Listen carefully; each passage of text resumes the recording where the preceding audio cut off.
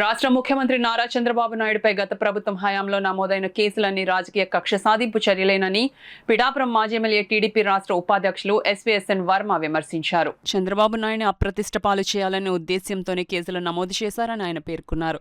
కాకినాడలో ఏర్పాటు చేసిన మీడియా సమావేశంలో వర్మ మాట్లాడుతూ వైసీపీ తీరుపై తీవ్ర స్థాయిలో ధ్వజమెత్తారు. చూడకుండా వాళ్ళని రకరకాలుగా హింసలు పెట్టి చేశారు. రాష్ట్ర వ్యాప్తంగా జరుగుతుంటాయి. ఈవేళ మరి చంద్రబాబు నాయుడు గారు వచ్చాక వాళ్ళకి ఇచ్చిన కమిట్మెంట్లు నిలబెట్టే కాకుండా అభివృద్ధిని అక్కడ చూపిస్తున్నారు.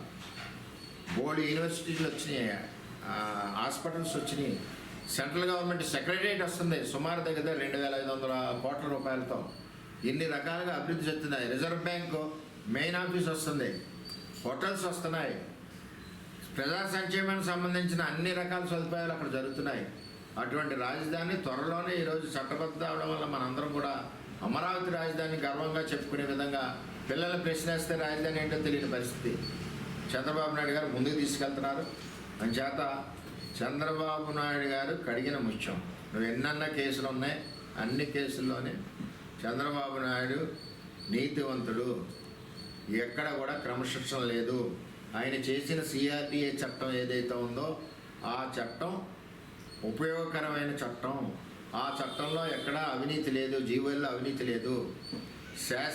శాసనసభ ద్వారా చేసిన చట్టాలని అవమానిస్తే అది ప్రజలను అవమానించినట్టే అని చెప్పి హైకోర్టు తెలియజేయడం జరిగింది. ఏది ఏమైనా జగన్మోహన్ రెడ్డికి ఎతో పలుకుతున్నాం. జగన్మోహన్ రెడ్డి గారికి మీరు ఏదైతే దుర్మార్గంగా, అక్రమంగా, కుట్రపూరితంగా చంద్రబాబు నాయుడు గారి మీద ఎన్ని కేసులు అయితే పెట్టారో, 22 కేసులు పెట్టారు, మీకు వచ్చినాయి 11 సీట్లు వచ్చినాయి. అది అర్థం చేసుకోండి. ఎందుకంటే నిజంగా ఉంటే పెట్టాలి. ఎలా లోకేష్ గారు రెడ్ బుక్లో రాసినవి ఉన్నాయి, వెంటనే అరెస్ట్ చేయొచ్చు కదా, పవర్ ఉంది. ఎక్కడ అరెస్ట్ చేశారా? చట్టం ప్రకారం వాళ్ళు చేసిన పొరపాటు నుండి డాక్యుమెంట్ ఎవిడెన్స్ ఉంటే అరెస్ట్ చేస్తున్నారు. ఎవిడెన్స్ లేకపోతే ఎందుకు చేస్తారు? అది మన కూటమి ప్రభుత్వంలో చంద్రబాబు నాయుడు గారి యొక్క అడ్మినిస్ట్రేషన్. అంతేగాని వేళ తీసిపోవాలి, వర్మని తీసుకెళ్ళి మొక్కలేసేద్దాం, రేపు వదిలేద్దామంటే కాదు కదా. ఏదేమైనా డాక్యుమెంటరీ ఎవిడెన్స్ ఉండి తప్పు చేసి ఉంటే వాళ్ళకి చట్టానికి ఎవరో చుట్టాలు కాదు. చంద్రబాబు నాయుడు గారి అడ్మినిస్ట్రేషన్లో ఎట్టి పరిస్థితుల్లోనే శిక్ష పడతారు.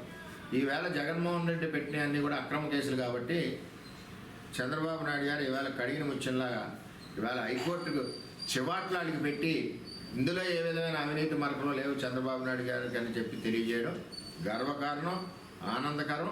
అటువంటి నాయకత్వం ఈ రాష్ట్రం మరొక 15 ఏళ్ళు ముందుకు తీసుకెళ్తారు ప్రజలను కూడా నేను తెలియజేస్తాను.